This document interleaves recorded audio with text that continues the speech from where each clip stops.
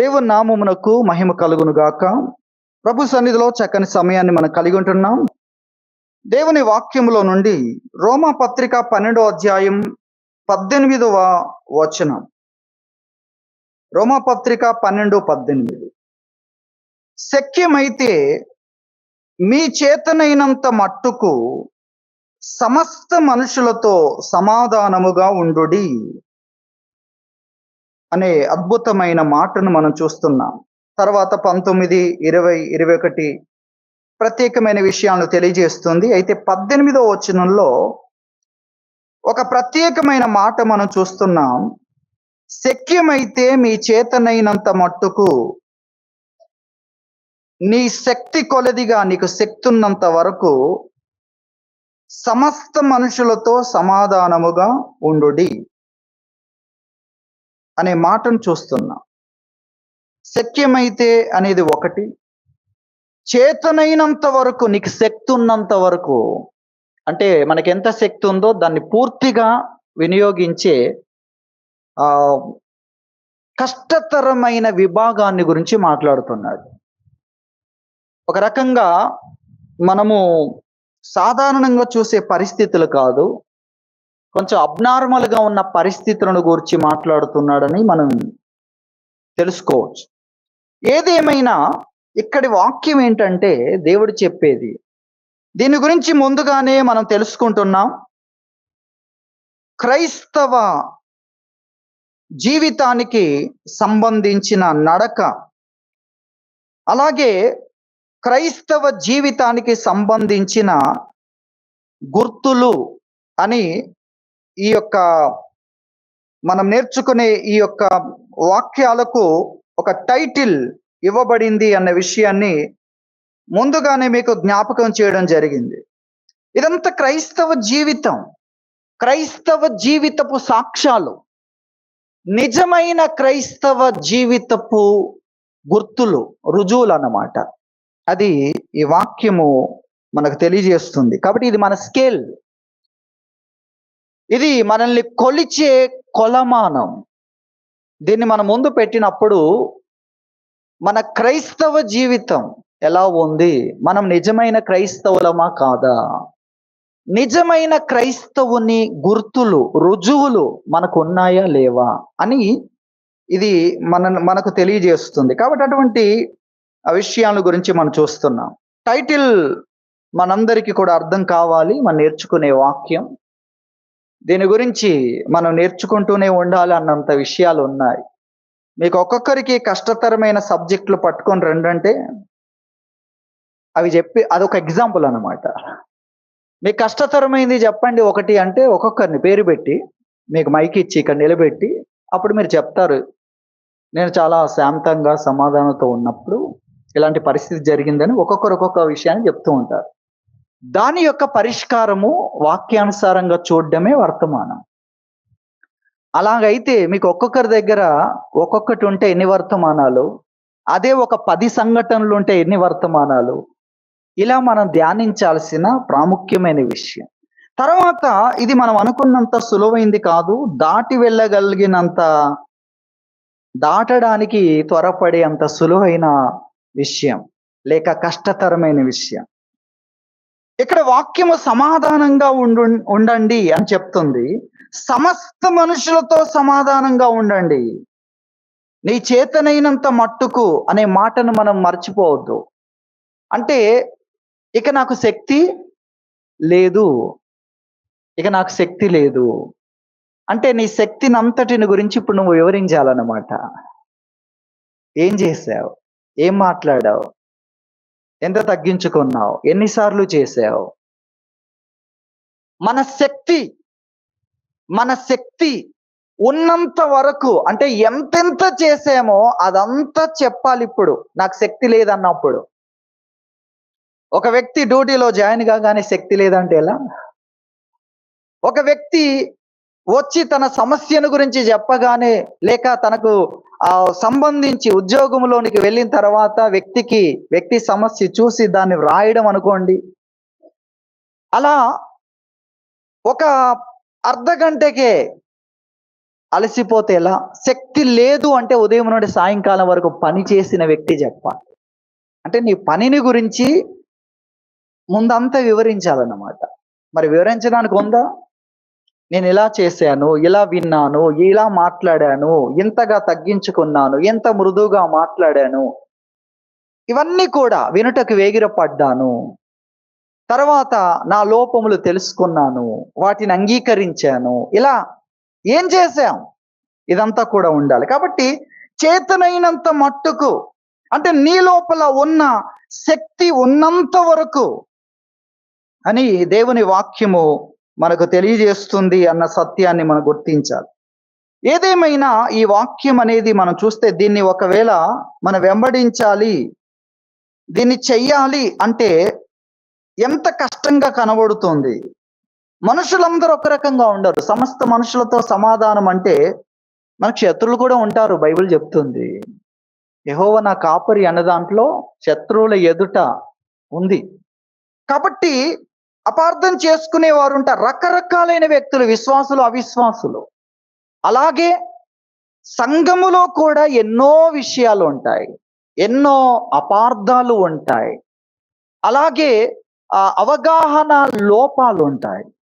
ఇలాంటి అనేకమైన విషయాల మధ్యలో అందరితో సమాధానం అనే విషయము ఎంత కష్టతరమైంది. అంటే దాన్ని ఒకవేళ తోసుకుంటూ వెళ్ళాలనుకోండి, ముందుకు తోసుకుంటూ, దాన్ని కదిలించాలంటేనే కదలట్లేదు. అది అంత బరువైన రాయిగా కనబడుతుంది. కానీ దీన్ని సమయం మనకు తక్కువ ఉంది కనుక దీన్ని తేలికగా చేయడానికి కొరకు ఒక ట్రాన్స్లేషన్లో ఏముందంటే, అందరితో శాంతంగా ఉండడానికి ప్రయత్నించండి అని చెప్పాడు. మీకు అర్థమవుతుందా? మీరు విన్నారా? అందరితో ఎలా ఉండాలి? శాంతంగా. చూసారు, తేలికైపోయింది చూడండి. సమాధానం అంటే మనం ఉన్న వాళ్ళు చెప్పరు కదా అని ఒక విధానం ఉంది, దాని గురించి చెప్తాను నేను. కానీ తేలిక చేయడానికి కొరకు శాంతంగా ఉండండి అని వాక్యం చెప్తాను. అందరితో ఎలా ఉండాలి? శాంతంగా. నువ్వు చెప్పొచ్చు, నువ్వు మాట్లాడవచ్చు, టైం తీసుకోవచ్చు, కానీ శాంతంగా అనే విషయాన్ని దేవుని వాక్యము ఇక్కడ తెలియజేస్తుంది. అలాగే సమస్త మనుషులతో సమాధానంగా ఉండుడి అనే దాని గురించి కూడా నేను మీకు తెలియజేస్తా. మొదటిగా మనము దాని అర్థాన్ని ఎలా తీసుకుంటున్నాం? శాంతముగా ప్రవర్తించుట అనేది మొదటిగా మనం గ్రహిస్తున్నాం. కాబట్టి శాంతంగానే నువ్వు మాట్లాడేది శాంతంగానే చేయి. నువ్వు మాట్లాడేది శాంతముతో, సహనముతో, వినయముతో, లేక మృదుత్వముతో నువ్వు మాట్లాడేది మాట్లాడొచ్చు. నీ విషయం గురించి, ఇతరుల విషయం గురించి చెప్పేది సహనముతో, ఓర్పుతో చెప్పాలి అనే విషయాన్ని గురించి ఇక్కడ మనం చూస్తున్నాం. నువ్వు శాంతంగా చెప్పేంత వరకు నువ్వు వాక్యం నెరవేరుస్తున్నావు. ఇది మొదటిగా మనం గ్రహించాలి. తర్వాత సమస్త మనుషులతో మీ చేతనైనంత మట్టుకు సమాధానముగా ఉండుడి అనేది కనబడదు. దేవుడు మన వర్క్ను అంతటిని కొలుస్తాడు, అది మనం మర్చిపోవద్దు. బెల్షస్సర్తో చెప్పాడు కదా, నిన్ను త్రాసులో దేవుడు తూచినప్పుడు నువ్వు తేలిపోయావు. దేవుడు మన వర్క్ను అంతటిని కూడా ఏం చేస్తాడు? కొలమానముతో ఆయన తూచినప్పుడు, మెజర్ చేసినప్పుడు, కొలమానం ఒకటి ఉంది. మన వర్క్కు సంబంధించినది ఆ దేవుడు చెప్పిన కొలమానం ఒకటి ఉంది, మన వర్క్ ఒకటి ఉంది. దాంట్లో తేలిపోకూడదు, బరువు ఉండాలి దానికి సంబంధించి. అది దేవుడు గుర్తించేటట్లుగా, పరిగణలోనికి తీసుకునేటట్లుగా దానికి ఏముండాలి? వెయిట్ ఉండాలి అనేది మనం గ్రహించాలి. అయితే ఇందులో మరొక విషయం ఏంటంటే, సమస్త మనుషులతో సమాధానముగా ఉండుడి అనగా, సమాధానాన్ని భంగము చేసేది నీ ద్వారా జరగనివ్వకు.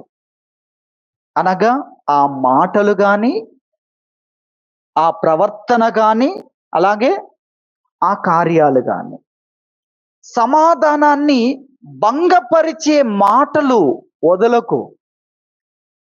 ఇది అంటే నీవు సమాధానాన్ని బ్రేక్ చేసే పనులు నీ ద్వారా జరగకూడదు అనే దేవుడు చెప్తున్నాడు. ఇది క్రైస్తవ జీవితం. ఎదుటి వ్యక్తి సమాధానాన్ని భంగపరిచే మాటలు వదిలినా కూడా అతడే సమాధానాన్ని భంగపరచగా నేనెందుకు భంగపరచకూడదు అనేది నీవు కూడా ఆ విధంగా చేయకూడదు. ఎందుకంటే నీవు సమాధానముగా ఆ సంభాషణ ముగించాలి. సమాధానాన్ని బ్రేక్ చేయని వ్యక్తిగానే, సమాధానాన్ని కోరుతున్న వ్యక్తిగానే నీవు ఉండాలి. సమాధానము అనే దాన్ని స్థాపించుటలో నీవు ఓడిపోవద్దు. ఇది వాక్యం మనకు తెలియజేస్తున్న విషయం. సమాధానము కొరకు మనం చేసే ప్రయత్నములో మనము అలసిపోతే మౌనంగా ఉండాలి, కానీ మాటల రూపములో, ప్రవర్తన రూపములో, అలాగే చేసే పనులు అవి సమాధానాన్ని ఇక అక్కర్లేదు అనే మాటలు కానీ, ప్రవర్తన కానీ, పనులు కానీ మనం చేయకూడదు అనేది దేవుని వాక్యము మనకు తెలియజేస్తున్న విషయం. అది దేవుని వాక్యంలోని మనం చూస్తున్నాం. ఒక వాక్యాన్ని మనం చదువుకుందాం. కీర్తనల గ్రంథంలో 120వ కీర్తన మనము 6వ వచనంలో, కలహ ప్రియుని యొద్ద నేను చిరకాలము నివసించిన వాడును, నేను కోరునది సమాధానమే, అయినను మాట నా నోట వచ్చిన తోడనే వారు యుద్ధమునకు సిద్ధమగుదురు అనే విషయం భక్తుడు తెలియజేస్తున్నాడు. ఎవరి దగ్గర జీవించాడు? కలహ ప్రియుని యొద్ద. కలహం ఇష్టం. ఎదుటి వ్యక్తి మాట్లాడగానే అతడు మాట్లాడింది వినకుండానే యుద్ధానికి సిద్ధమయ్యే వ్యక్తి దగ్గర. అంటే ఆ వ్యక్తి ఎవరు? కలహ ప్రియుడు. కలహ ప్రియుడు. అతడు పెరిగిన విధానం మనం మౌనంగా ఉంటే కుదరదు. అందరు అణచేస్తారు అనే అభద్రతలో పెరిగిన వాడు. మనమే అందరిని అణచేసామనుకో, అప్పుడు మన ఎవరు ఆపలేరు. ఆ విధానంలో పెరుగుతున్నవారు. అక్కడ ఈ భక్తుడు పెరగాల్సి వచ్చింది. మరి భక్తుని దేవుడు అక్కడ ఎందుకు ఉంచాడో, దేవుడు కొన్నిసార్లు ఎలా నడిపిస్తాడనేది విచిత్రం. అందులో ఏం జరుగుతుంది, సరే మనం అనుకున్నట్లుగా లేదు, ఇవన్నీ కొన్నిసార్లు ప్రక్కన పెట్టాలి. ప్రక్కన పెట్టి అసలు దేవుడు ఏం చేస్తున్నాడు, మనం అనుకున్న దానికంటే చాలా గొప్పది చేసే దేవుడు ఇక్కడ మనం ఊహించలేనంత గొప్పది ఏం చేస్తున్నాడు, ఆ పని ఏంటి అనేది చూస్తే అప్పుడు మనకు అర్థమవుతుంది. సరే, ఇక్కడ మనం చూస్తున్నాం ఆ ప్లేసులో చిరకాలము పెట్టాడు. చిరకాలము నివసించిన వాణ్ణి. ఎంతకాలము? చిరకాలము, లాస్ట్ వరకు. అతని జీవితంలో లాస్ట్ వరకు అతడు ఎదురు చూసిన కాలం అంతా ముగిసిపోయి చివరి వరకు అక్కడే జీవించాల్సి వచ్చింది. అయినప్పటికీ ఇతడు కోరేది ఏంటి? నాకు సమాధానం కావాలి, నేను సమాధానాన్నే కోరుతున్నాను. కాబట్టి సమాధానము రాగలిగే విధానములోనే నేను ఆలోచిస్తున్నాను, మాట్లాడడానికి సిద్ధంగా ఉన్నాను. ఆ విధానాన్ని అనుసరించడానికి ఇప్పుడు కూడా నేను సిద్ధంగా ఉన్నాను. అది భక్తుని యొక్క జీవితం. ఎంత ఆశ్చర్యం చూడండి. ఇతడు ఎక్కడ ఉంటాడు, మనం ఎక్కడ ఉంటాం, అది మనం గుర్తించాలి. కొంతమందిని దేవుడు జడ్జీలుగా చేస్తానన్నాడు, నేరం మోపే వారిగా చేస్తానన్నాడు. మనము అటువంటి విషయాలు చూస్తాం. అందులో నినివే పట్టణాన్ని గురించి కూడా చెప్పాడు కదా. అలాగే షేబా దేశపు రాణిని గురించి చెప్పాడు. ఆమె మీ మీద నేరస్థాపన చేస్తుంది. ఎందుకు? ఒక దగ్గర సత్యం ఉందని తెలిసినప్పుడు నువ్వేం చేయాలి? అలాగే నినివే పట్టణస్థులు ఆ యొక్క యోనా ప్రకటన విని మారారు. ఇక్కడ ఎవరు ప్రకటించేది? ప్రభు అయిన యేసుక్రీస్తు. అతని ప్రకటనకే వారు మారితే మరి ఇక్కడ సంగతి ఏంటి? కాబట్టి వారు ఖచ్చితంగా నేరం మోపగలిగిన స్థానములో నిలబడతారు. వారికి ఆ స్థానం ఉంది, వారికి ఆ యొక్క స్థాయి ఉందంటున్నాడు దేవుడు. స్థాయి ఉన్నోళ్ళని పెడతాడు. మనం అందరినీ ఊరికే తీసేస్తూ ఉంటాం. కానీ దేవుడు నిలబెట్టినప్పుడు, వాళ్ళ స్థాయి చెప్పినప్పుడు నువ్వు కూర్చొని చండి. ఈ లోకంలో కొన్ని అధికారాలు చూస్తే వాళ్ళు మనుషులే, కానీ వాళ్ళ దగ్గరికి వెళ్ళడానికి పర్మిషన్ తీసుకోవాలి. వాళ్ళ దగ్గర నుండి బయటికి వెళ్ళడానికి పర్మిషన్ తీసుకోవాలి. ఒక జడ్జి ఉన్నాడు అనుకోండి, ఒక లాయర్ కూడా లోపలికి రావడానికి ఒక గౌరవ భావాన్ని వ్యక్తపరుస్తూ లోపల అడుగు పెట్టాలి. అక్కడి నుండి వెళ్ళేటప్పుడు కూడా అత్యవసరమైన పరిస్థితి అయిన ఒక గౌరవ భావాన్ని వ్యక్తపరుస్తూ అక్కడి నుండి వెళ్ళే పరిస్థితిని మీరు కోర్టులో చూస్తారు. కాబట్టి మనం గ్రహించాలి, ఒక మనుషుని ఎదుట ఇలా ఉంది, ఎందుకంటే వారిలో ఉన్న కొన్ని ప్రత్యేకతలు. ఇక దేవుని ఎదుట ఏ విధంగా ఉంటుంది? షేబా దేశపు రాణి ఒక దగ్గర సత్యం ఉంది అనే విషయం తెలుసుకుంది. దేవుని జ్ఞానం ఒక దగ్గర ఉంది. అయితే నేను తెలుసుకోవాలి, అది నిజంగా దేవుని జ్ఞానమేనా? దేవుని జ్ఞానం అయితే నేను నేర్చుకోవాలి. నేను ముందు పరిశోధించడానికైనా అక్కడికి వెళ్ళాలి, పరిశోధించాక నేర్చుకోవడానికి నేను అక్కడ ఉండాలి అని ఆమె ఏం చేసింది అంటే, భూమి చివర్ల నుండి భూమి మధ్యలోకి ప్రయాణం చేసింది. దేశాలను దాటి ప్రయాణం చేసింది. చాలా ధనం తీసుకొచ్చింది. మధ్యలో అనేకమైన రాజ్యాలు, అనేకమైన లోయలు, దొంగలుండే ప్రాంతాలు, కష్టతరమైన సాహసోపేతమైన ప్రయాణం చేసింది. దేనికి? దేవుని జ్ఞానం ఒక దగ్గర ఉందంటే నేను కనుగొనాలి, కనుగొంటే నేను నేర్చుకోవాలి. ఈ రోజున మనం తెలిసినా కూడా కదలని స్థితి, తెలిసినా కూడా తెలుసుకోలేని స్థితి, విన్న తర్వాత తెలుసుకోలేని స్థితి, తెలిసిన తర్వాత నేర్చుకోలేని స్థితి ఉంటే ఆమె ఏం చేస్తుంది? మన మీద నేరం స్థాపిస్తుంది. షేబా దేశపు రాణి నేరం స్థాపిస్తుందని ప్రభువు ఎవరితో చెప్తున్నాడో వారు షేబా దేశపు రాణి కాలంలో ఉన్నవారు కాదు కదా. వారు ప్రభు యొక్క శరీరధారిగా ఉన్న సమయంలో అక్కడ ఉన్నారు. అది సొలొమోను క్రీస్తు పూర్వం ఒక 1000 సంవత్సరాల క్రితం వ్యక్తి. 1000 సంవత్సరాల తరువాత ఉన్న వారి మీద నేరం మోపడం చూడండి. కాబట్టి మనం ఎప్పుడు కూడా చాలా జాగ్రత్తగా మన జీవితాన్ని కొనసాగించుకోవడం చాలా ప్రాముఖ్యం. దేవుని వాక్యంలో మనం చూస్తున్న ఈ భక్తుడు ఏ స్థాయిలో ఉన్నాడు? భక్తుడు సమాధానము కోరుతున్న వ్యక్తి, కానీ ఎక్కడున్నాడు? కలహ ప్రియుని యొద్ద ఉన్నాడు, అయినా అలసిపోలేదు. చిరకాలం ఉన్నాడు, అయినా అలసిపోలేదు. ఇప్పటికీ అతడు కోరుతుంది ఏంటి? సమాధానమే. దాన్ని బ్రేక్ చేయట్లేదు. అక్కర్లేదని మాటల్లో అనలేదు. కాబట్టి ఎటువంటి జీవితం మనకు కావాలి అది మనం గుర్తించాలి. వాక్యం చెప్తుంది, సమస్త మనుషులతో, అందరితో శాంతంగా ఉండండి. శాంతంగా ఉండడానికి మీరు ప్రయత్నించండి. శాంతం వైపే మీరు ప్రయాణం చేయండి అనేది దేవుని వాక్యం మనకు తెలియజేస్తుంది. మిగతా విషయాలన్నీ దేవుడు చూసుకుంటాడు. మిగతా విషయాలన్నీ మనము ఆత్మీయంగా వ్యవహరించడానికి దేవుడు మనకు అవకాశం ఇచ్చాడు.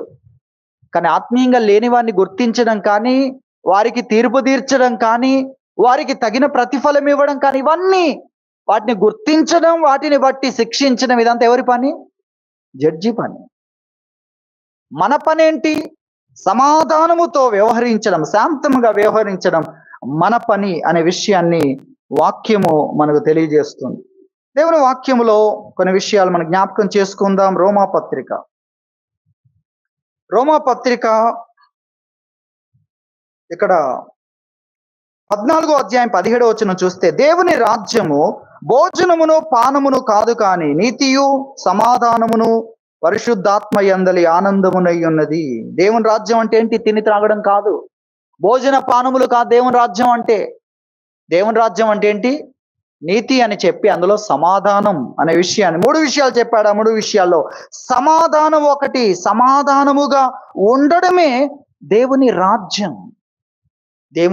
ఒకరితో ఒకరు శాంతముగా ప్రవర్తించడమే దేవుని సన్నిధి, దేవుని యొక్క రాజ్యం అనే విషయాన్ని వాక్యం తెలియజేస్తుంది. మనం దేవుని రాజ్యము కొరకు ఎదురు చూస్తున్నామంటే ఆ దేవుని రాజ్యము సమాధానముతో నిండింది, సమాధానముగా వ్యవహరించేది అన్న విషయం దేవుని వాక్యములో మనం చూస్తున్నాం. 19వ వచనాన్ని కూడా చూస్తే, కాబట్టి సమాధానమును పరస్పర క్షేమాభివృద్ధిని కలగజేయి వాటిని ఆసక్తితో అనుసరింతము. సమాధానం ఒకటి, పరస్పర క్షేమాభివృద్ధి. పరస్పర క్షేమాభివృద్ధి. క్షేమం కలగకపోతే ఎందుకు ఆ మాటలు? క్షేమం కలగకపోతే మౌనముగా ఉండాలి. క్షేమము పరస్పరం, ఎదుటి వ్యక్తికి మనకు క్షేమము కలిగే వాటినే మాట్లాడాలి, వాటికే స్పందించాలి. కానీ ఎదుటి వ్యక్తికి మనకు క్షేమం కలగదు అన్నవి ఎందుకు? వాటి ద్వారా ప్రయోజనం ఏముంది? అలాంటివి జ్ఞాపకం రావడం, అలాంటివి గుర్తు చేయడం కూడా ఏమవుతుంది? సమాధానాన్ని భంగపరచడమే. కాబట్టి ఇక్కడ సమాధానము పరస్పర క్షేమాభివృద్ధిని కలగజేయి వాటినే ఆసక్తితో అనుసరింతము, ఆసక్తితో వెంటాడుదము. వాటిని గురిగా పెట్టుకుందాం. అవి ఉంటేనే వెంటాడుట అనే దాన్ని మీరు ఆలోచించండి. వెంబడించుట, వెంటాడుట అనేది చూస్తే అది వెంటాడుతుంది ఏదైతే ఉందో అది ఎటువైపు తిరిగితే అటువైపే వ్యక్తి తిరుగుతూ ఉంటాడు. ఎందుకంటే వెంబడిస్తున్నాడు, వెంటాడుతున్నాడు. దేన్ని వెంటాడాలి? సమాధానము, అలాగే పరస్పర క్షేమాభివృద్ధి. సమాధానం ఉన్నవి మనము వెంటాడాలి, వాటికే స్పందించాలి. అవి లేని వైపుగా మాట్లాడడం, ఆలోచించడం చేయకూడదు. వాటి విషయంలోనే ఆసక్తి కలిగి ఉండాలని వాక్యము మనకు తెలియజేస్తుంది. అలాగే మనము పేతురు రాసిన మొదటి పత్రిక, ఇక్కడ కూడా ఒక వాక్యం మనం చూద్దాం. 3వ అధ్యాయములో 3వ అధ్యాయం ఇక్కడ 34వ కీర్తనలో ఉన్న మాటను ఇక్కడ గుర్తు చేస్తున్నాడు. 34వ కీర్తన 14వ వచనంలో ఉన్న మాటను ఇక్కడ జ్ఞాపకం చేస్తున్నాడు. 10వ వచనం నుండి చూస్తే, జీవమును ప్రేమించి మంచి దినములు చూడగోరువాడు చెడ్డదాన్ని పలకకుండా తన నాలుకను, కపట మాటలు చెప్పకుండా తన పెదవులను కాచుకునవలను. అతడు కీడు నుండి తొలగి మేలు చేయవలను. సమాధానమును వెదకి దాన్ని వెంటాడవలెను అనే విషయాన్ని, వెంటాడుట అంటే అనుసరించుట అని కూడా ఇక్కడ ఫుట్ నోట్ లో మరలా చూస్తున్నా. వెంబడించుట, అనుసరించుట, వెంటాడుట.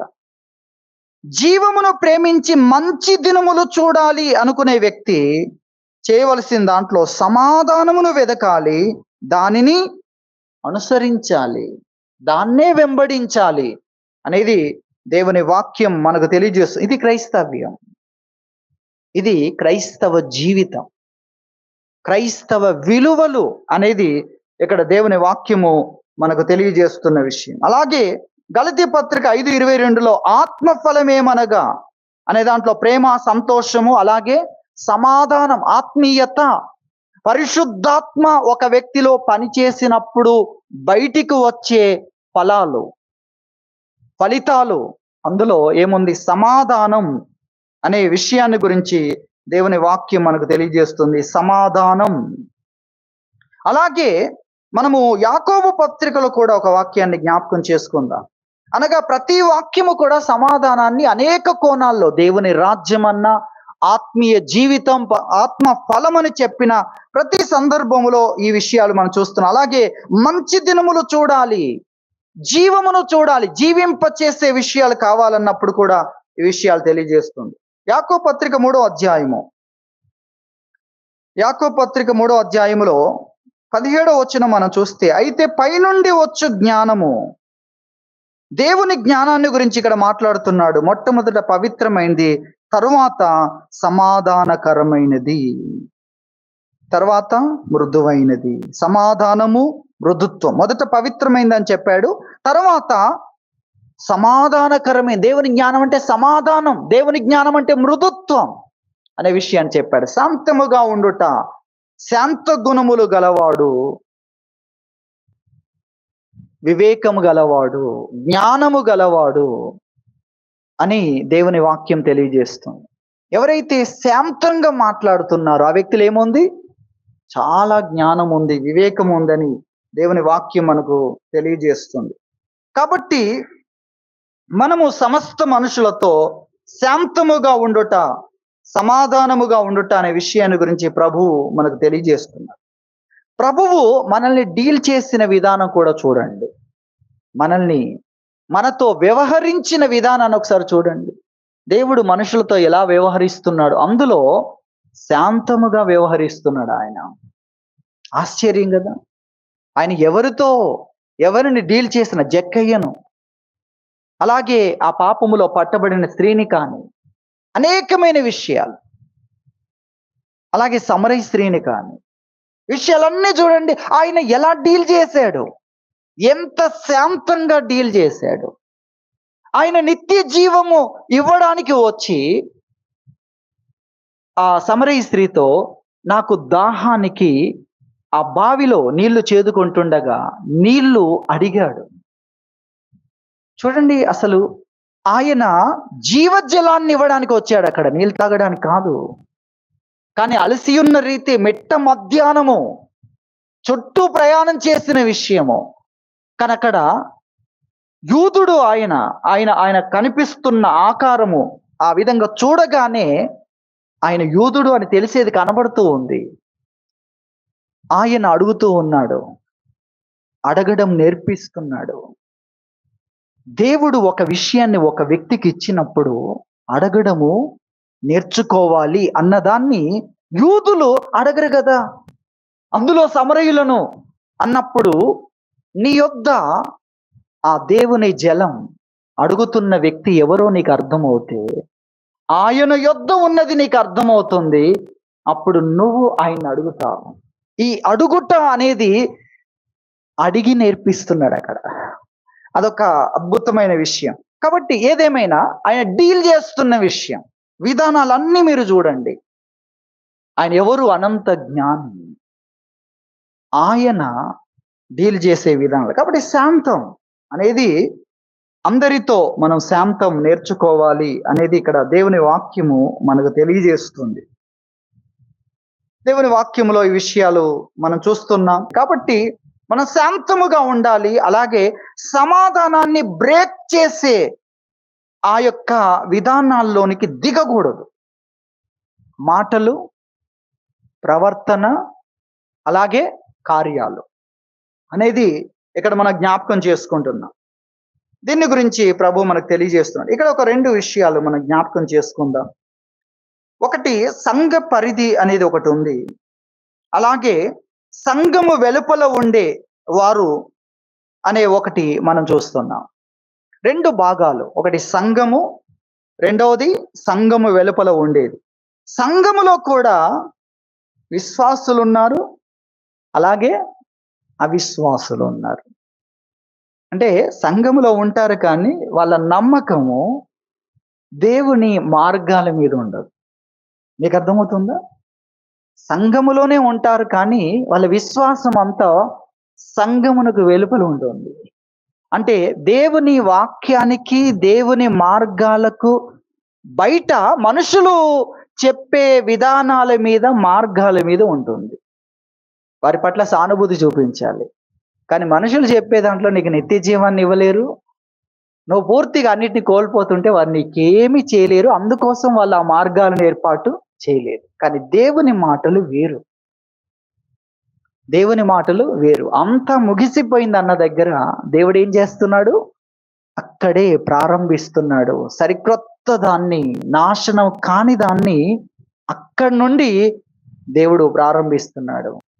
సంఘములో ఉన్న వ్యక్తులకు సంబంధించిన విషయాల్లో దేవుడు కొన్ని విలువలు మొదట చెప్పాడు. ఏం చెప్పాడు? కొన్ని విలువలు చెప్పాడు. మొదటిగా కొన్ని విలువలు, రెండవదిగా సమాధానం. కాబట్టి మన జ్ఞాపకం చేసుకుందాం. సంఘములో మొదటిగా కొన్ని విలువలు ఉన్నాయి. సంఘములో ఏమున్నాయి? కొన్ని విలువలు ఉన్నాయి. ఫిల్టర్ చేయబడ్డారు. లోకములో ఉన్నదంతా కూడా ఫిల్టర్ చేయబడింది. లోక విధానాలన్నీ, ఇక్కడ క్రీస్తు విధానాలు, ఇక్కడ వాక్యం, ఇక్కడ దేవుని మాటలు, అది సంఘమునకు మొట్టమొదటి విషయం. సంఘము లో ఉన్న వ్యక్తుల్లో కొన్ని విలువల కోసం మనము ప్రయత్నం చేస్తూ ఉంటాం. కొన్ని విలువలను గురించి మాట్లాడుతూ ఉంటాం. కుటుంబముతో ఉండుట, కుటుంబం బయట అనే వ్యత్యాసాన్ని మీరు చూడండి. కుటుంబం బయట కొన్ని విషయాలను మనం అడగం. కానీ కుటుంబము లోపల కొన్ని విలువలను మనం ఖచ్చితంగా అడుగుతాం, నేర్పిస్తాం, వాటిని గురించి మాట్లాడతాం. అది సమస్య కాదు. అది సమస్య కాదు. మాట్లాడడం సమస్య కాదు. చెప్పడం సమస్య కాదు. అలాగే దైవజనులకు ఇంకొన్ని విషయాలు ఇచ్చాడు. అది శాంతముతో చేయమని. అదేంటి? ఖండించుము, గద్దించుము, బుద్ధి చెప్పుము. ఎవరికి? నాయకులకు. అంటే తల్లిదండ్రులకు, నాయకులు అనే వ్యక్తులకు, అలాగే ప్రేమించే వారికి ఈ విషయాలు ఉన్నాయి. ప్రేమించేవారు, క్షేమాన్ని కోరేవారు, వారు గద్దించడం ఉంది, అలాగే హెచ్చరించడం ఉంది. ఇవి దేవుడు వారికి ఇచ్చాడు. ఎవరికి? నాయకులకు, బాధ్యత కలిగిన వ్యక్తులకు ఇంకా కొన్ని విషయాలు ఇచ్చాడు. అలా వారు చేయడం తప్పు కాదు. సంఘములో కొంత దేవుడు ఏం చెప్పాడంటే, ఒకరికొకరు బోధించుకోండి అని చెప్పాడు. అలాగే వినుటకు వేగిరపడండి అని చెప్పాడు వాక్యములో. అలాగే ఎఫెసీ పత్రిక 5:21లో ఒకరికొకడు లోబడండి అని చెప్పాడు. 5:21లో ఒకరికొకడు బోధించండి అని చెప్పాడు. అలాగే ఒకరు చెప్తున్నప్పుడు వినుటకు వేగిరపడు, మాట్లాడడానికి నిదానించు అని చెప్పాడు. అంటే వినుమని చెప్పాడు. ఒకరికొకరు బోధించుకోవాలి అనే విషయాన్ని చెప్పాడు. కాబట్టి సంఘములో ఆ విధంగా ఉండాలి. కుటుంబముగా ఇతరులు వాక్యం విషయంలో, క్రైస్తవ విలువల విషయంలో వారు నాకు బోధిస్తారు, నేను వినాలి. వారు నాకు జ్ఞాపకం చేస్తారు, నేను వారితో పాటు వినాలి, సంతోషించాలి అనేది ఉండాలి. ఇది తప్పు కాదు. ఒక వ్యక్తి వాక్యం చెప్పడం తప్పు కాదు. వ్యతిరేకించే వ్యక్తే తప్పు చేస్తున్నాడు. కాబట్టి వాక్యం చెప్పే వ్యక్తిని వ్యతిరేకించే వ్యక్తి ఏమనుకుంటాడంటే, నువ్వే తప్పు చేసావు అంటుంటాడు. మోషే అడిగాడు కదా, అయ్యలారు మీరెందుకు పోట్లాడుతూ ఉన్నారు?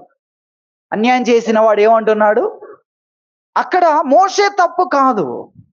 ఆయన అడిగిన దాంట్లో సమాధానాన్ని బ్రేక్ చేయలేదు. కాబట్టి ఇక్కడ బోధించడం కానీ, హెచ్చరించడం కానీ ఇవి తప్పు కాదు అన్న విషయాలు మనం తెలుసుకోవాలి. 1 కొరింథీ 5వ అధ్యాయం ఒకసారి చూడండి. 11వ వచనం చూస్తే, ఇప్పుడైతే సహోదరుడు అనబడిన వాడు ఎవడైనను జారుడు గాని, లోబి గాని, విగ్రహారాధకుడు గాని, తిట్టుబోతు గాని, త్రాగుబోతు గాని, దోచుకొనువాడు గాని అయ్యున్న ఎడల అట్టి వానితో సాంగత్యం చేయకూడదు, భుజింపనకూడదని మీకు వ్రాయుచున్నాను అని చెప్పాడు. బహిరంగమైన లోకములో ఖండించబడే తప్పులు, ఆ తప్పుల విషయంలో ఏం చేయమన్నాడు? సంఘములో ఉన్న వ్యక్తి విషయంలో అతనికి జ్ఞానోదయం కలగాలి, తన తప్పు తనకు తెలియాలి అనే విషయాన్ని గురించి ఇలా చేయమని చెప్పడాన్ని గురించి దేవుని వాక్యములో మనం చూస్తున్నాం. అలాగే తెస్సలోనికలకు రాసిన పత్రిక 2వ పత్రికలో, తెస్సలోనికలకు రాసిన 2వ పత్రిక 3వ అధ్యాయము 3వ అధ్యాయంలో ఇక్కడ 14వ వచనంలో, ఈ పత్రిక మూలముగా మేము చెప్పిన మాటకు ఎవడైనా లోబడని ఎడల అతన్ని కనిపెట్టి అతడు సిగ్గుపడు నిమిత్తం అతనితో సాంగత్యం చేయకుడి. అయినను అతన్ని శత్రువుగా భావింపక సహోదరునిగా భావించి. ఎలా భావించమన్నాడు?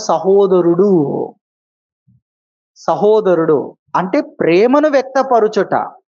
ఒక అన్న తమ్మునితో ఒకరోజు మాట్లాడకుండా ఉండుట. నువ్వు ఇలా చేసావు కనుక నన్ను బాధ పెట్టావు, కాబట్టి నేను బాధపడుతున్నాను నీ విషయంలో అని బాధని వ్యక్తపరచడానికి మాట్లాడరు చూడండి. ఆ విధంగా ఎలా సహోదరునిగా భావించి, అంటే ఒక అన్న తమ్ముడితో కానీ, తమ్ముడు అన్నతో కానీ మాట్లాడకుండా తన ప్రేమను వ్యక్తపరచుట అనే విషయాన్ని గురించి ఇక్కడ చెప్పాడు. అంటే సంఘములో కొంత స్వేచ్ఛ ఉంది. దేనికి? వాక్యం కోసం, విలువల కోసం. అది మనం అర్థం చేసుకోవాలి. కాబట్టి ఆ విలువలు అనేది మొదట ముఖ్యమైంది అనేది మనం గుర్తించాలి. దేవుని వాక్యంలో మార్క్స్ వార్త 9వ అధ్యాయము, మార్క్స్ వార్త 9వ అధ్యాయం 50వ వచనం చివరి వచనం చూస్తే, ఉప్పు మంచిదే గాని ఉప్పు నిస్సారమైన ఎడల దేని వలన మీరు దానికి సారము కలగజేతురు? మీలో మీరు ఉప్పు సారము గలవారై ఉండి ఒకరితో ఒకరు సమాధానముగా ఉండుడి. సంఘములో కొన్ని విలువలు మొట్టమొదటిగా ముఖ్యం, తరువాత సమాధానం ముఖ్యం. మీకు అర్థమవుతుందా? సంఘములో ఏది ముఖ్యం? ఎందుకంటే సంఘములో కుటుంబపరమైన బంధం ఉంది. మేము, మా వ్యక్తులు, వారు, నేను, లేక మేము కలిసి మేమంతా ఒక్కటి అన్నప్పుడు కొన్ని విలువలు ఫస్ట్ ఉండాలి, తర్వాత సమాధానం. ఫస్ట్ ఏముండాలి? కొన్ని విలువలు ఉండాలి అన్న విషయాన్ని ఇక్కడ మనం జ్ఞాపకం చేసుకుంటున్నాం. విలువలు లేనప్పుడు ఏం చేయాలి? శాంతంతో విలువల గురించి మాట్లాడాలి. విలువల గురించి మాట్లాడడం తప్పు కాదు, తప్పు కాదు. శాంతముగా మాట్లాడడం తప్పు కాదు, గుర్తు చేయడం తప్పు కాదు. ఒకవేళ వారు తప్పుగా మాట్లాడితే గద్దించడం నాయకులు తప్పు కాదు. ఒకవేళ వారు మూర్ఖంగా ఉంటే వారికి బుద్ధి కలిగేటట్లుగా ప్రేమతో ఏదైనా ఒక వారం రోజుల కొరకు ఒక చర్యను ఏదైనా తీసుకుంటే తప్పు కాదు. ఏదేమైనా ఇక్కడ మనం గ్రహించాలి, ఉప్పు సారము గలవారై ఉండి సమాధానం కలిగి ఉండండి. దేవుని జ్ఞానాన్ని గురించి ఇంతకు ముందు చదువుకున్నాం.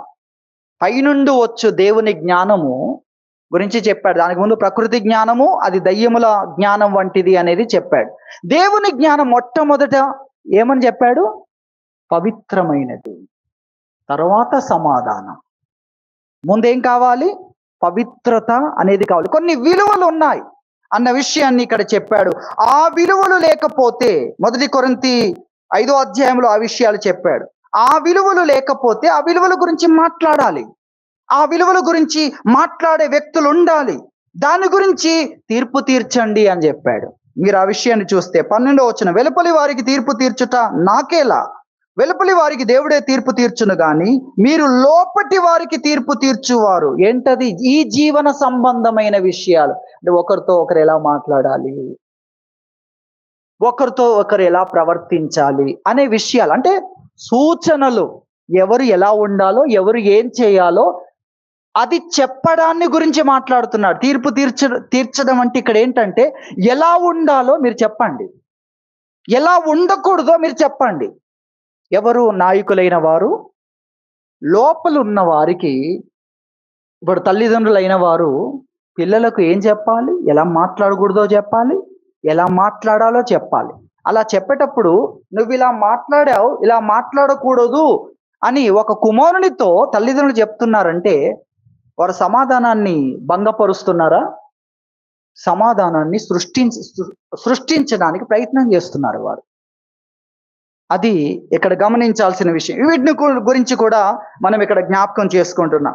కాబట్టి ఇక్కడ ఏం చెప్తున్నాడంటే, సహోదరుడు అనబడిన వ్యక్తి ఇలా ఉంటే, ఎలా ఉంటే, ఈ యొక్క అపవిత్రత కలిగి ఉంటే, అలాగే లోభత్వం కలిగి ఉంటే, విగ్రహారాధకుడుగా ఉంటే, తిట్టుబోతుగా ఉంటే, త్రాగుబోతుగా ఉంటే, దోచుకొనువాడుగా ఉంటే ఖచ్చితంగా దాని గురించి మాట్లాడాలి. ఖచ్చితంగా దాని గురించి వారికి సూచనలు చేయాలి. ఒక జడ్జి ఏం చెప్తాడు? ఇది తప్పు, మీరు ఇలా చేయాల్సి ఉండే, కాబట్టి మీరు దీనికి ఇది పెనాల్టీ కట్టి ఈ పని చేయండి అని జీవన సంబంధమైన విషయాలు, అంటే ఎవరు ఎలా ఉండాలి, ఎలా ఉండకూడదు అనేది మీరు చెప్పండి అనేది ఇక్కడ వాక్యం మనకు తెలియజేస్తున్న విషయం. నాయకులు అయిన వారు, బాధ్యత కలిగిన వారు, తల్లిదండ్రులు కానీ, అలాగే ఒక సమాజంలో ఉన్న పెద్దలు కానీ, ఈ రుగ్మత రోగానికి సంబంధించిన విషయాలు చూస్తూ ఉంటే ఆ రోగం పెరిగిపోతూనే ఉంటుంది. ఇది మనం అర్థం చేసుకోవాలి.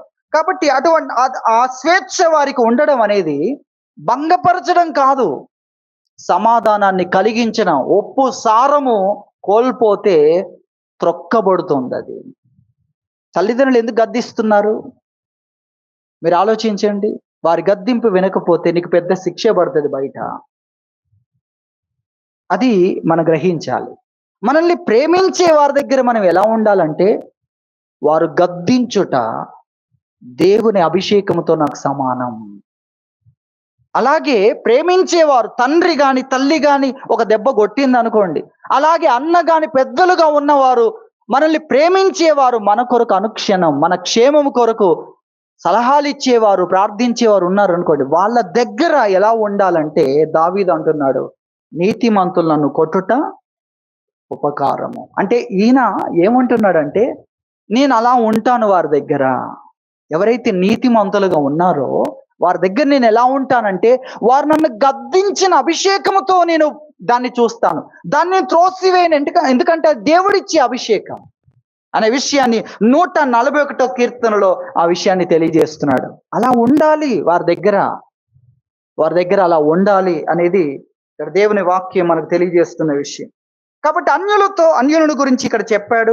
మన 1 కొరింథీ 5వ అధ్యాయం 9వ వచనం చూస్తే, జారులతో సాంగత్యం చేయవద్దన్న పత్రికలో మీకు వ్రాసి ఉంటిని. అయితే ఈ లోకపు జారులతోనైనను, లోబులతోనైనను, దోచుకొని వారితోనైనను, విగ్రహారాధకులతోనైనను ఏమాత్రం సాంగత్యం చేయవద్దని కాదు. అలాగైతే మీరు లోకము నుండి వెళ్ళిపోవాల్సి వచ్చును కదా. ఈ లోకములో ఉన్నవారు అలాంటి పరిస్థితుల్లో ఉన్నా కూడా ఏమాత్రం సాంగత్యం చేయొద్దని కాదు నేను రాసింది, సంఘము కొరకు రాశాను. సంఘము ఉప్పు సారాన్ని మొదట గౌరవించాలి.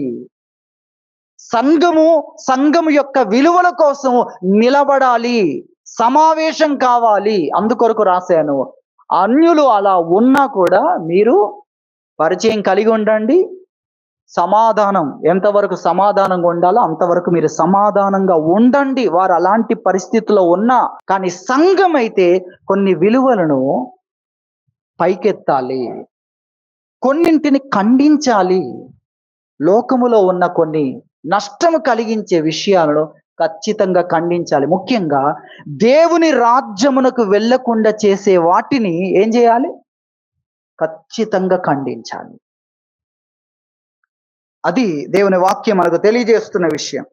కాబట్టి ఒకవేళ ఎవరైనా అలాంటి పరిస్థితిలో ఉంటే, అయ్యా మేము సమాధానముతో మా సంభాషణ ముగించలేదు, వాక్యము మనకు ఆ విషయాన్ని తెలియజేస్తుంది. ఒకసారి మనం చూద్దాం. సామెతల గ్రంథం 17వ అధ్యాయము 17వ అధ్యాయములో 14వ వచనం చూడండి. కలహారంభము నీటి గట్టున పుట్టు ఊట. అసలు ఇందులోనే అర్థమవుతుంది కలహము యొక్క ప్రారంభం అంట.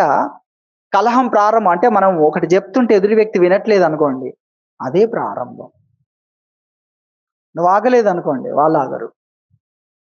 ఇక అదేంటి? కలహము యొక్క ఆరంభం, స్టార్ట్. ఏమంటున్నాడు? నీటి గట్టున పుట్టు ఊట. అది చిన్నదే కానీ ఎంత నీళ్ళు వస్తాయి దాంట్లో ఉండి ఎంతైనా నువ్వు తోడుకోవచ్చు.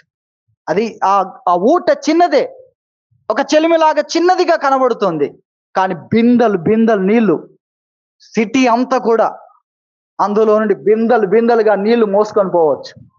అలాంటిది. కాబట్టి ఏం చెప్తున్నాడు? వివాదం అధికము కాకమునుపే దాన్ని వదిలే. ఇది చెప్పాడు. వివాదాస్పదంగా ఉంటే వదిలేసేయి దాన్ని. వివాదం లేనప్పుడే నువ్వు మాట్లాడు.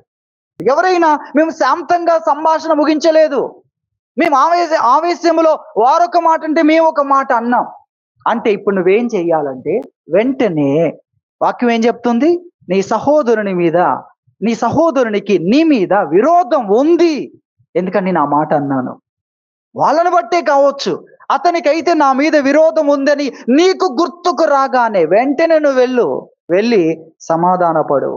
నేను ఆవేశపడ్డాను, నేను అనకూడదు అలా, నేను అన్నాను, నన్ను క్షమించండి అనడం. రెండోది, ఇక నీ సమాధానముతో మాట్లాడగలిగిన ఆత్మీయత చూపించడం రెండోది. మూడోది ఎదురు చూడడం. ఈ మూడు చేస్తే నీవు సమాధానములో నడుచుకునే వ్యక్తివి.